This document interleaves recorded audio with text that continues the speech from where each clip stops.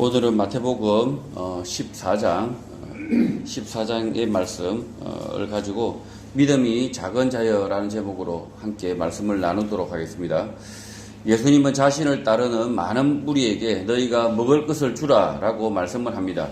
그러나 제자들에겐 떡 5개와 물고기 2마리밖에 없어 먹일 수 없었습니다. 예수님은 축사하시고 떡 5개와 물고기 2마리로 5,000명을 먹이고 12바구니를 걷게 되는 기적을 베푸십니다. 예수님이 베푸신 기적은 먹고 배부르라고 주신 기적이 아닙니다.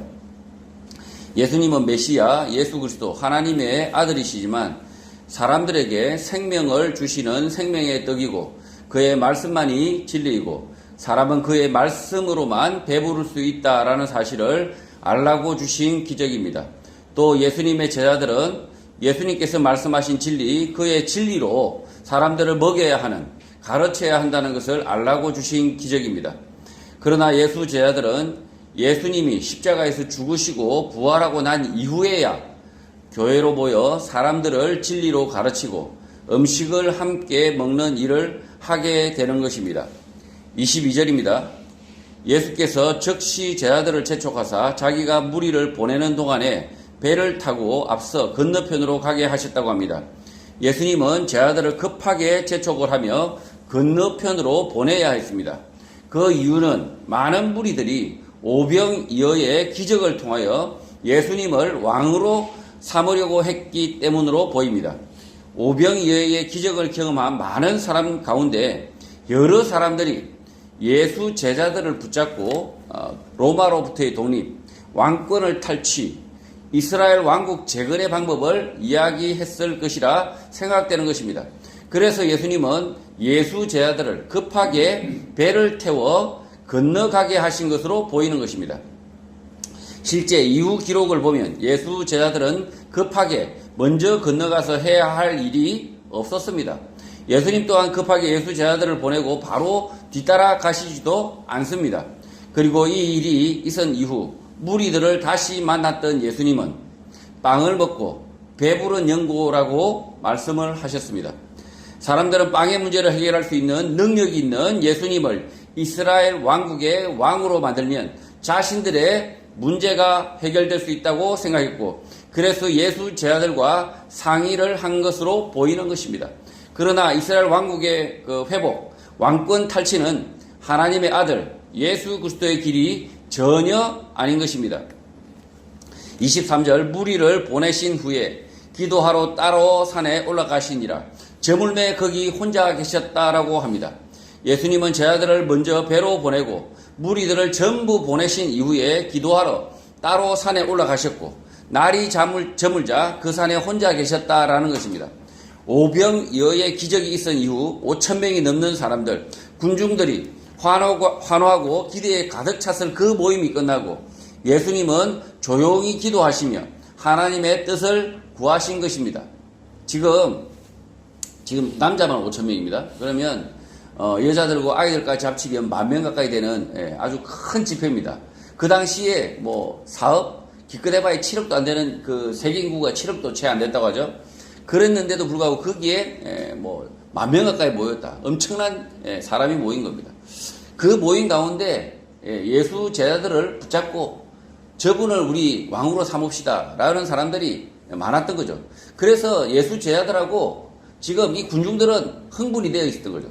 예수를 왕으로 삼겠다는 이런 아주 환호와 기쁨이 넘쳤던 거죠. 그래서 예수님은 제자들을 먼저 배를 타고 건너편으로 먼저 급하게 보내시고 그리고 예수님이 남아서 이 무리들을 미워하신 것이 아니라 자신을 왕으로 삼으려고 하는 이 무리들을 미워하신 것이 아니라 다들 설득을 해서 다 보낸 겁니다. 그리고 나서 예수님 혼자 조용히 기도하신 거죠. 24절 배가 이미 육지에서 술이나 떠나서 바람이 그스름으로 물결로 말미암아 고난을 당했다고 합니다. 예수 제자들은 갈릴리 바다 한가운데로 들어가 순풍을 타고 건너편 목적지로 바로 간 것이 아니라 중간에 맞바람을 만나 고생을 하고 있는데 물결까지 치고 있는 것입니다. 25절 밤 사경에 예수께서 바다 위로 걸어서 제자들에게 오셨다고 합니다. 밤 사경은 새벽 3시부터 6시까지입니다. 가장 어두운 새벽인 것입니다. 그 새벽에 예수님께서 바다 위로 걸어서 제자들에게 오셨다라고 마태는 기록하고 있습니다. 26절, 제자들이 그가 바다 위로 걸어오심을 보고 놀라 유령이라 하며 무서워하여 소리 질렀다고 합니다. 예수 제자 가운데 소리를 지른 사람은 마태복음의 저자 자신일 수 있습니다. 바다 위로 걸어오는 예수님을 보고 유령, 귀신으로 생각하여 무서워 소리까지 쳤다. 죽을까봐 두려워했다라는 것입니다. 사람들은 죽음 앞에 두려워하고 모르는 것에 대하여 두려워합니다.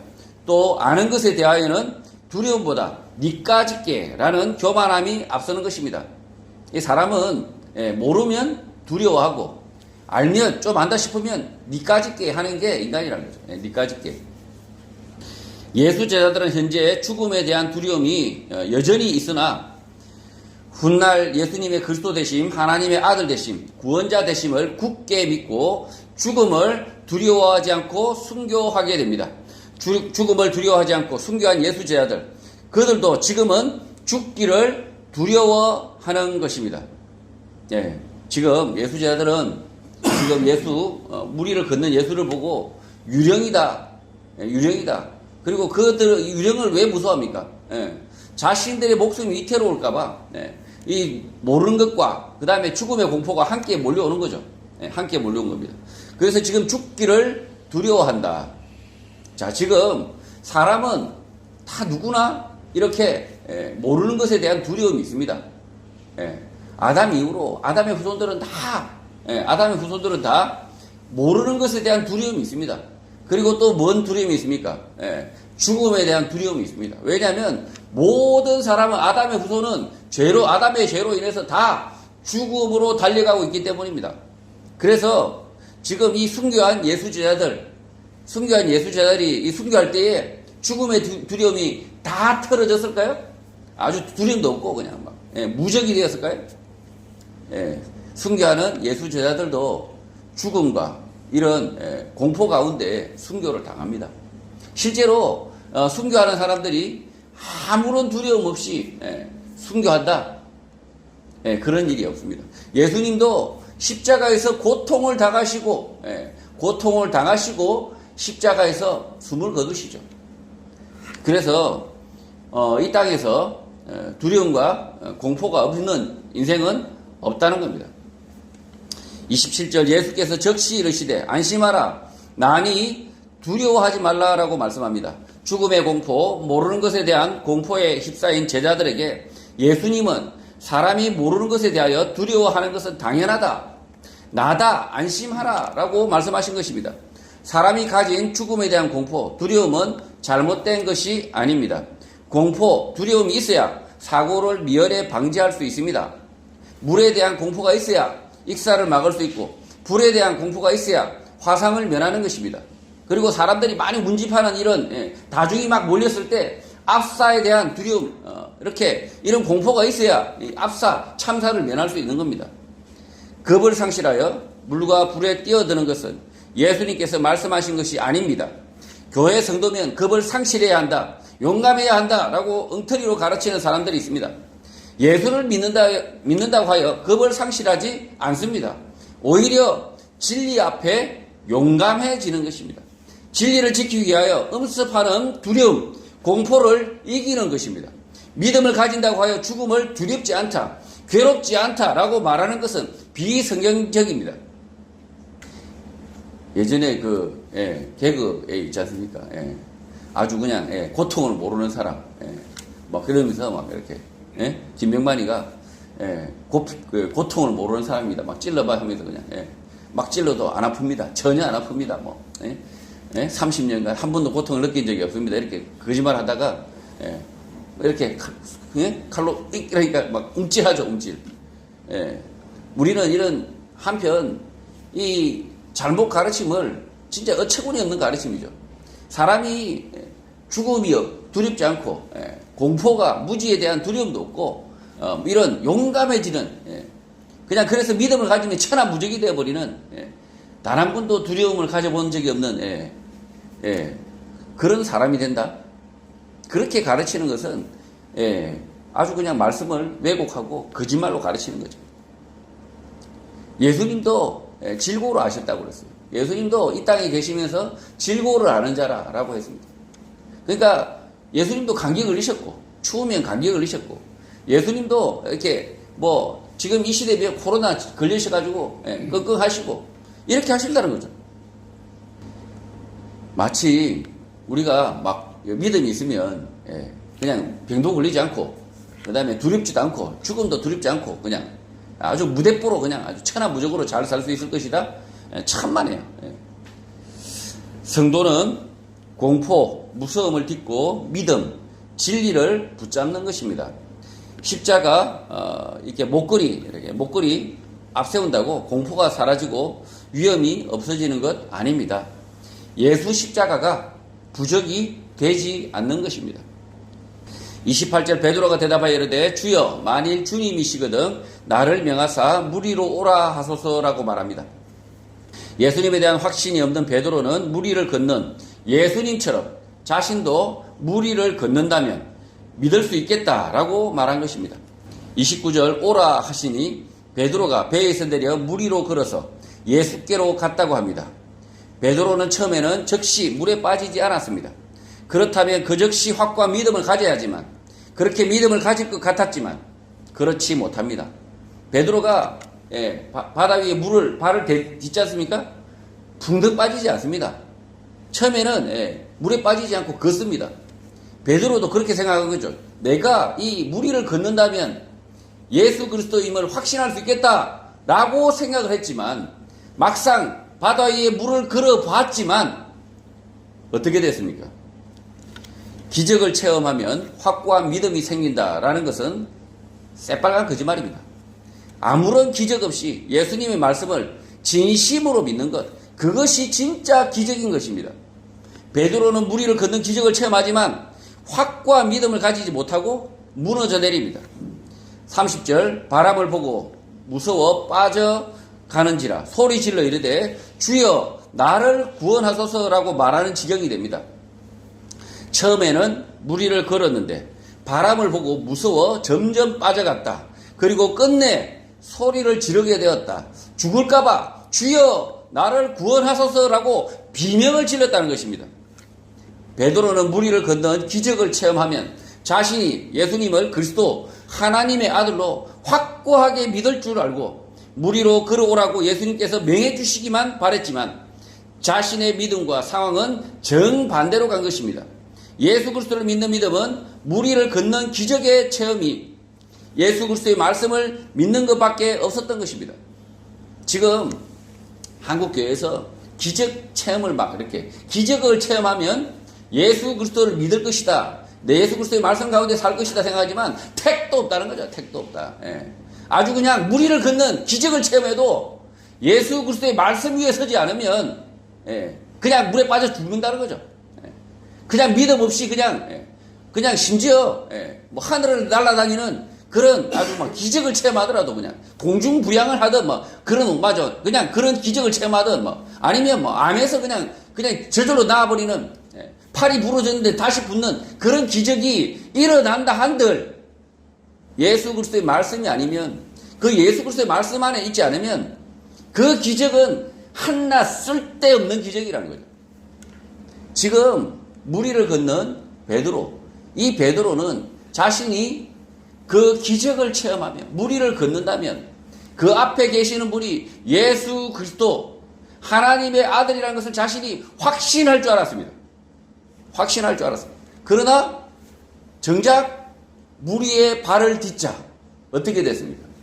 자기의 그 생각, 예수 그리스도를 무리를 걷기만 한다면 그 앞에 있는 분이 예수 그리스도라는 것을 자기가 확신할 줄 알았지만 사정없이 무너져 내렸습니다. 31절 예수께서 즉시 손을 내밀어 그를 붙잡으시며 이르시되 믿음이 작은 자여 왜 의심하였느냐라고 말씀하십니다.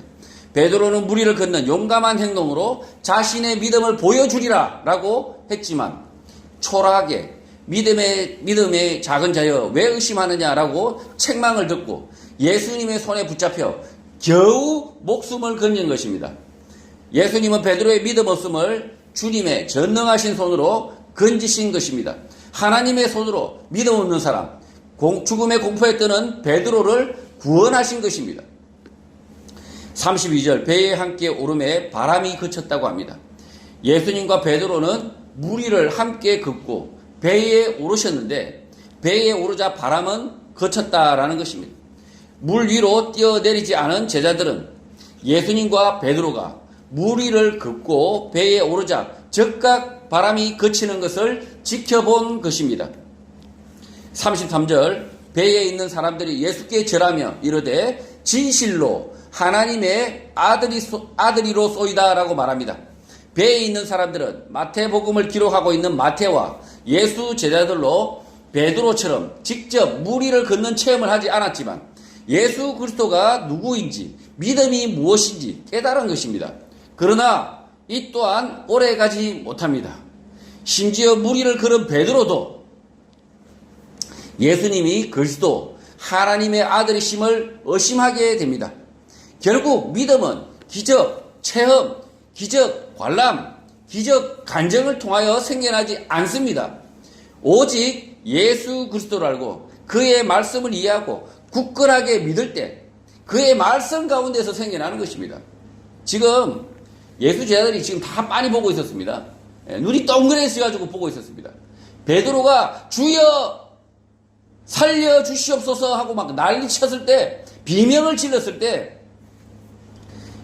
이 예수 제자들이 다 지켜봤던 겁니다.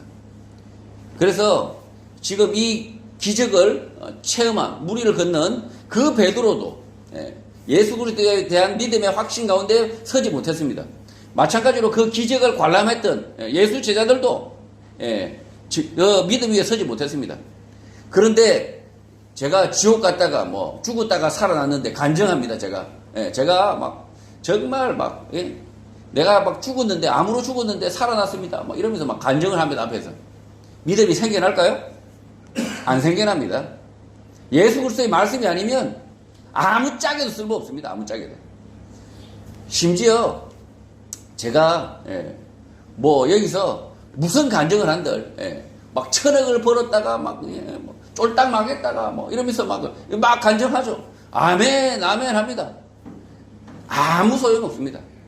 예수 그리스도의 말씀을 이해하고 그 말씀에 따라 살지 않으면 아무 짝에도 쓸모없는 게 간증이다. 그래서 오직 그 예수 그리스도의 말씀에 의지하고 그 말씀을 쫓아서 사는 그 믿음 외에는 아무 의미가 없다는 거죠.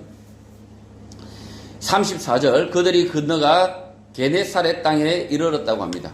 한밤중에 무리를 걸어오신 예수님, 바람을 잠잠케 하시는 예수님을 경험하면서도 예수 제자들의 예수 그리스도 하나님의 아들에 대한 믿음은 한쪽 구석에 아주 조그맣게 생겨나고 있는 것입니다. 예수님은 예수 제자들과 오랜 시간 동고동락을 합니다. 믿음은 한순간 생겨나서 자기 인생 전부를 바꿔놓을 수도 있지만 대부분의 사람들은 자신의 인생 전체를 통하여 예수 그리스도 하나님의 아들을 알고 그의 말씀을 깨닫는 과정을 거치게 됩니다. 지금 일순간 막 깨달음을 얻어가지고 나의 삶이 완전히 바뀌었다. 거짓말입니다. 그냥 부처 보리수나무 아래서 깨달음을 얻어가지고 삶이 바뀌었다. 새빨간 거짓말입니다. 새빨간 거짓말. 심지어 우리 사도 바울도 한순간 깨달아가지고 한순간 다메섹에서 딱 이렇게 딱 만나가지고 그래가지고 그가 회심하고 돌아섰다. 천만에요. 다메섹의 형제들을 통해서 배움을 입었습니다. 다메섹의 형제들을 통해서 그 사도 바울, 그 잘난 바울이 그들을 통해서 예수 그리스도의 말씀을 배웠습니다. 그리고 심지어 예루살렘 교회 가서 예수 제자들 통해서 그 예수님의 말씀과 행적을 배웠습니다. 그래서 오랜 시간이 지나고 나서 바울이 복음을 전했다는 거죠. 어느 한순간 사람이 변했다. 새빨간 거짓말입니다. 그놈 안 변했습니다. 똑같습니다. 그놈 사고칩니다. 어떤 목사들 중에 보면 내가 막 암에서 막 이렇게 그냥 죽다가 그냥 살아나가지고 막 하나님을 체험하고 그냥 그래가지고 그냥 내 삶이 통째로 변했습니다. 이러면서 그냥 자신이 마치 아주 거룩한 목사가 됐냐 하지만 아프기 전에 사기꾼이었으면 그놈의 사기꾼 기질은 그대로 남아있는 겁니다. 아직도 그놈의 사기꾼 단물을 안 빠진 거죠. 그냥 도적놈이 10보로 안 바뀐 거죠. 그래서 사람요, 사람은 뭐 고쳐 쓰는 게 아니다 이렇게 이야기하잖아요. 그런데 사람은 한순간에 바뀌는 건 아니지만 평생을 통해서 바뀌어가는 것입니다. 내가 오늘 예수 그리스도를 알게 되어서 내가 정말 불의한 자에서 의로운 자로, 그리고 내가 죄인에서 내가 회개하고 통회하고 나의 잘못을 반성하고 돌이키어서 그때부터 나의 삶이 시작되는 거죠. 의인의 삶이 시작되는 거죠. 평생 늙어 죽을 때까지 나의 삶의 과오를 뉘우치고 그리고 의의 길을 쫓아 살려고 노력하는 사람, 그 사람이 의인이죠. 그 사람이 회개한 자죠. 어느 순간 한순간 예수 믿었다, 사기꾼입니다. 안 믿어야 됩니다. 우리가 이 교회 안에서 어느 한순간 내가 갑자기 막 변화되었습니다 하면서 열광하는 사람도 있습니다. 막 열광하는 사람. 내가 예수 믿어서 완전히 변했습니다 하면서 열광하는 사람도 있습니다.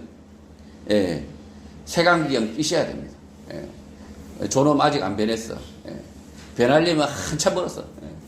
그렇게 생각하시면 됩니다. 일순간 예수를 확고히 믿었다. 새빨간 거짓말입니다. 예수 그리스도와 오랫동안 동행함으로, 예수 그리스도의 말씀을 순종함으로 믿음은 시간과 함께 열매가 되는 것입니다. 어떤 사람에게는 작은 열매, 어떤 사람에게는 성숙한 인생의 열매로 맺게 되는데, 중요한 것은 예수 그리스도 그의 말씀과 함께하는 시간들이 있어야 한다는 것입니다. 어떤 사람들은 그냥 뭐 평생을 살아도 코딱지만한 열매, 그 인생이 그런 거예요, 사실은. 그 사람의 그 분량이 그런 거죠. 코딱지만한 믿음의 열매, 요 말씀에 이해의 폭이 요만큼밖에 안 되는 사람이 있는 거죠.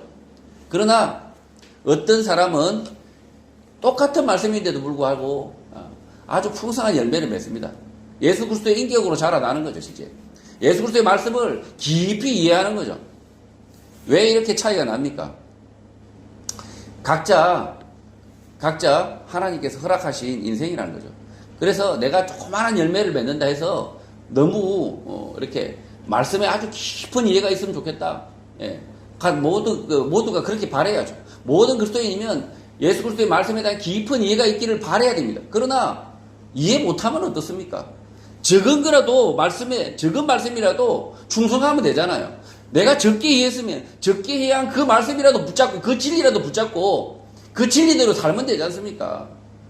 근데 어떻게 합니까? 쥐뿔도 모르는 사람이 이거 자기가 아는 것은 요거밖에 없는데, 그런데 자기가 막 믿음이 아주 충만한 사람이라고 과대포장하고 뻥치고 사기치고 막 심지어 이 강대상, 교회 강대상 앞에서도 뻥치고 사기치고 막 그래가지고 온 교회를 다 시험들게 만들고 막 온 성도들을 그냥 실망시키는 사람들이 있죠. 왜 그렇게 삽니까? 자기가 받은 분량만큼 조그마하면 조그마한 대로 어떻습니까? 그리고 많이 깨달으면 많이 깨달은 대로 그거 깨달아서 어디다 써먹겠습니까? 열심히 성도들 그리고 모르는 사람들에게 가르치라고 주신 거 아닙니까? 많이 안들 뭔 좋은 게 뭐가 있습니까 지금? 성경의 말씀 많이 안들 뭐가 좋겠습니까? 그냥 전도할 책임만 커지는 거죠, 사실은. 가르칠 책임만 늘어나는 겁니다, 사실은.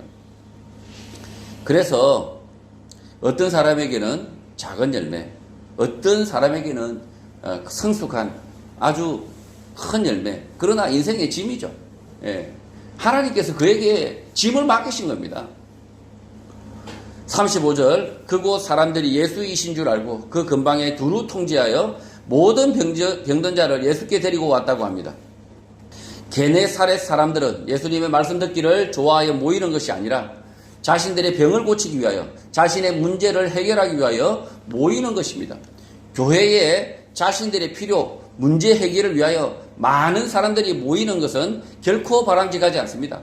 그 병 고쳐봤자, 그 문제 해결해 봤자 죽습니다. 예수님은 병자들을 고치시러 오신 것이 아니라 모든 사람들을 구원하시기 위하여 하나님의 아들 되신 자신을 내어주시기 위하여 말씀으로 가르치시기 위하여 이 땅에 오신 것입니다. 36절 다만 예수의 옷자락이라도 손을 대게 하시기를 간구하니 손을 대는 자는 다 나음을 얻었다고 합니다. 사람들이 모여들었고 예수님께 병 고침을 받고자 하였으나 예수님은 아무것도 하지 않으신 것입니다. 그러자 사람들은 예수님의 옷자락이라도 만져보기를 구합니다. 그 옷자락을 만지면 병 고침을 얻겠다, 구원을 얻겠다라는 작은 믿음이 생겨났기 때문입니다. 이 작은 믿음은 예수님의 가르침을 지켜보면서 예수님의 행적을 지켜보면서 예수님의 소문을 듣고 생겨났을 수 있지만 모두 나음을 입었다라고 마태는 기록하고 있습니다. 예수님은 자신의 옷자락이라도 만져 자신의 병, 고침을 받겠다라는 것을 작은 믿음으로 보시고 병 나음을 입도록 하신 것입니다. 자, 그러나 이 병 나음을 입은 것, 이 병 낫고 나서 몇 살까지 살았겠습니까? 100살도 못 살고 100년이 안 가서 다 그분들 돌아가셨습니다. 그러면 이 병 나음이 무슨 의미가 있을까요? 지금 이 예수님께서 긍휼히 여겨서 참 이렇게 병나음을 위해서 자기의 이익을 구하기 위해서 지금 예수님 앞에 와서 예수님 옷자락이라도 잡아서 자기의 병나음을 입는 이 사람들에게 왜 이렇게 예수님께서 긍휼을 은혜를 베푸실까요? 그 옷자락이라도 나은 사람들이 예수 그리스도의 말씀에 믿음에 출발을 하기를 원해서 예수님이 불쌍히 여기셔서 병낫게 하신 거죠. 근데 예수님은 병낫게 하실 거면 진짜 마음이 계셨으면 어떻게 했겠습니까? 그들을 다 만져주시면 되잖아요. 다 만져주셔가지고 낫게 하면 오히려 예수님도 인기가 막 높아지는 거 아닙니까? 그냥 그 사이비 뭐죠? 교주들 보니까 막 만지기만 하고 막 이런 만지죠. 막 만지면 와 교주님 만세 이러고 막 환호하고 난리치지 않습니까? 그런데 예수님은 왜 그러지 않으실까요? 오히려 예수님은 이들이 만지고자 하지만 가만히 계십니다. 왜? 정작 예수 그리스도의 말씀과 예수 그리스도가 누구인가에 대해서 관심을 가지고 있는 것이 아니라 진리에 대해서 관심이 있는 것이 아니라 영생에 관심이 있는 것이 아니라 자신의 질병의 문제를 해결하고자 찾아온 거 아닙니까? 어리석게도. 그럼에도 불구하고 예수님은 이 어리석은 사람들을 불쌍히 여겨서 그들이 자신을 옷깃이라도 붙잡아서 낫도록 허락하셨다는 겁니다.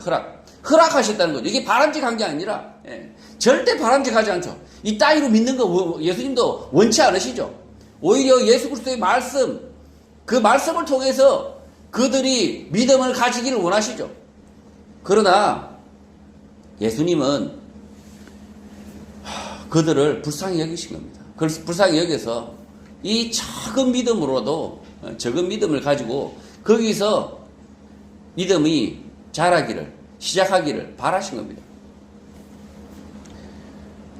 예수님 당시에도 돈 많은 사람들은 의사를 집으로 불러 치료를 받았고 건강을 회복했습니다. 예수님 당시에도 의사가 있었습니다. 그러나 지금 게네사렛에 모인 이 사람들은 병든 사람들, 의사를 부를 수 없는 사람들, 자신의 문제를 해결할 수 없는 약한 사람들, 가난한 사람들이고 그들이 예수를 의지하고자 찾아온 것입니다. 이 찾아온 사람들, 가난한 사람들에 대하여 예수님은 불쌍히 여기심, 연민의 마음을 보이시고 그 작은 믿음, 예수를 의지하려고 하는 마음으로 인하여 병이 모두 낫도록 하신 것입니다. 성도 여러분, 믿음은 기적을 경험함으로 한순간에 생겨나지 않습니다. 예수 그리스도를 의지하는 적은 믿음에서부터 시작하여 예수 그리스도의 말씀, 진리의 말씀을 가르치고 지키는 큰 믿음으로 시간 가운데, 인생 가운데 믿음은 자라고 성장하는 것입니다. 예수 그리스도의 말씀이 나의 모든 시간, 인생, 삶을 통하여 깨닫고 열매 맺는 거룩한 성도가 되시기를 주님의 이름으로 축복합니다.